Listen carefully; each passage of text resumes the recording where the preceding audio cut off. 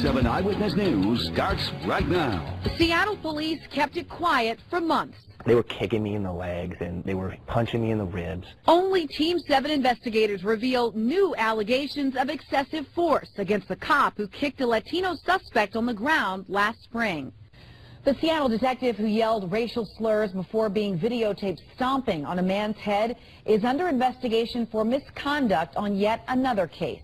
Right now, investigative reporter Chris Halsney reveals how that's even possible.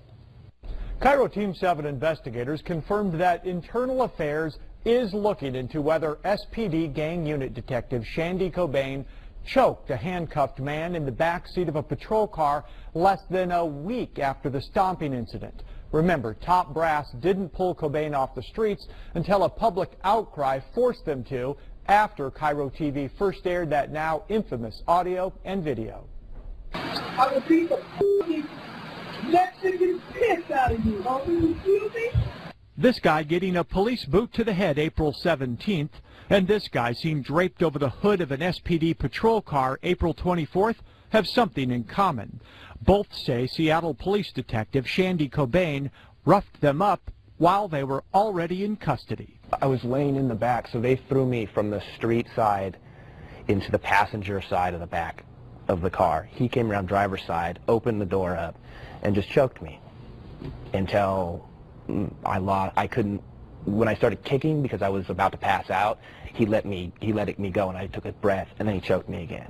David Ringo's accusations are serious, but plenty of people who get arrested complain about police misconduct. Seattle Police Internal Affairs usually close out the false stories quickly as unfounded.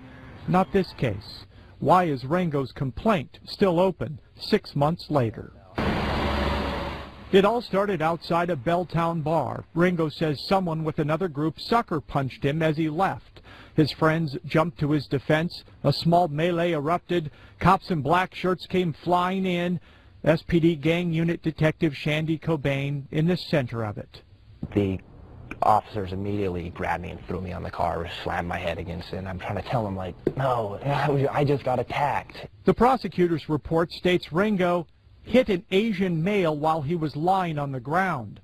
For reasons not made clear in the report, Ringo was not charged with that, but instead with felony assault in the 3rd degree on a law enforcement officer.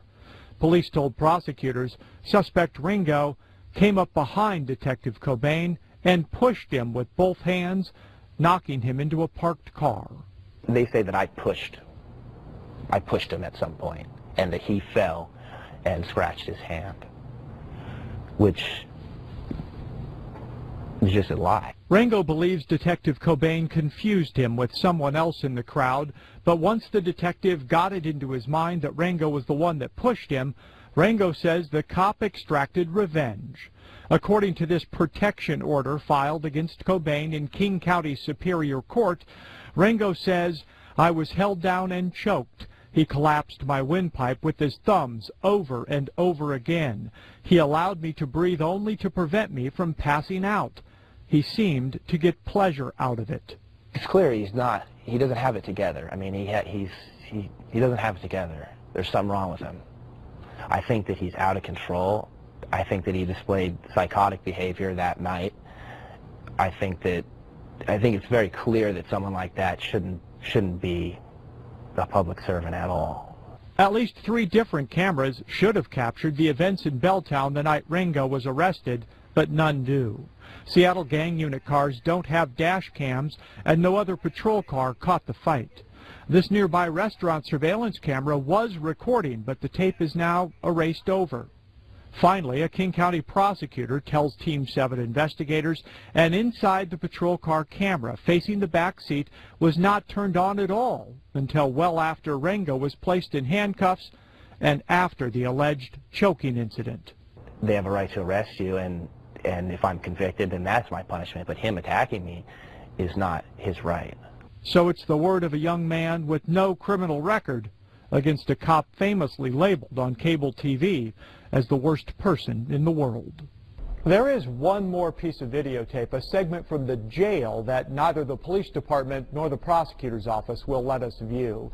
Ringo says Internal Affairs has seen it, and it's part of the ongoing investigation into Cobane's behavior. Reporting in studio, Chris Halsney, Cairo 7 Eyewitness News. Dave Rango pled not guilty to assaulting a police officer. He asked his attorney to refuse a plea deal, so we might see Detective Cobane on the witness stand. A tentative trial is set for January.